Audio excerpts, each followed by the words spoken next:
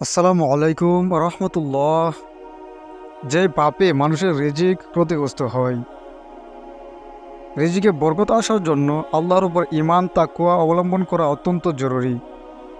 যে বান্দা এই দুটি জিনিস অর্জন করতে পারবে না, তার রিজিকে সংকীর্ণতা নেমে আসবে। পবিত্র কোরআনে মহান আল্লাহ ইরশাদ করেছেন, আর যদি জনপদগুলোর অধিবাসীরা ঈমান আনত এবং তাকওয়া অবলম্বন করত, তাহলে আমি অবশ্যই আসমান ও জমিন থেকে বরকতগুলো তাদের উপর খুলে দিতাম। কিন্তু তারা অস্বীকার করল। অতঃপর তারা যা অর্জন করত তার কারণে আমি তাদের উপর পাকড়াও করলাম। সূরা আরাফ আয়াত ৯৬। তাছাড়া গুনাহ ইমানকে ক্ষতিগ্রস্ত করে এবং মমিন বান্দাদের কখনো কখনো দুনিয়াতে সে গুনাহ শাস্তি ভোগ করতে হয়।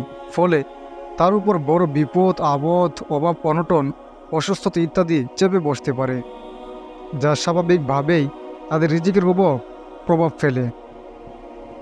নবী সাল্লাল্লাহু আলাইহি ওয়াসাল্লাম হাদিসে এই ধরনের ইঙ্গিত পাওয়া যায়।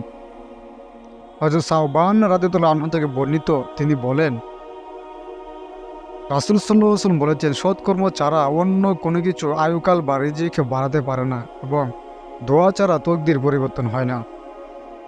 মানুষ তার পাপ কাজের জন্য দরুন তার প্রাপ্য রিজিক থেকে বঞ্চিত হয়। ইবনে মাজাহ হাদিস নং 4022। দ্বিতীয়টি হলো সুদ। সুদ মানবতাকে ধ্বংস করার হাতিয়ার। এই সুদখোর সর্ব অবস্থায় আল্লাহ ও তার রাসূলের সঙ্গে যুদ্ধ অবস্থায় থাকে। এটি আল্লাহ ও তার রাসূলের দৃষ্টিতে অত্যন্ত জঘন্যতম একটি অপরাধ। রাসূল সাল্লাল্লাহু আলাইহি ওয়াসাল্লাম সুদখোর, সুদদাতা ও সুদের সাক্ষীকে অভিশাপ দিয়েছেন এবং বলেছেন, তারা সবাই সমান অপরাধী। তিনি বিদায় হজের ভাষণে সব ধরনের সুদকে নিষিদ্ধ করেছেন। বুখারী ও পবিত্র কোরআনে মহান আল্লাহ বিভিন্ন আয়াতে মুমিনদের সুদ থেকে বিরত থাকার জন্য আহ্বান জানিয়েছেন। যেমন সূরা বাকরা 278, 279 নম্বর আয়াতে মহান আল্লাহ ইরশাদ করেন, হে ঈমানদারগণ, আল্লাহকে ভয় করো এবং তোমাদের যে সুদ বাকি আছে তা ছেড়ে দাও, যদি তোমরা ঈমানদার হও। যদি তোমরা এমন না করো, তাহলে তোমরা আল্লাহ তার রাসূলের পক্ষ থেকে যুদ্ধের জন্য প্রস্তুত হও। আল্লাহ সুদের কারণে বান্দার রিজিক কমিয়ে দেন।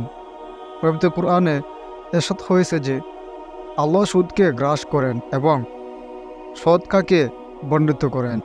সূরা বাকরা আয়াত 276।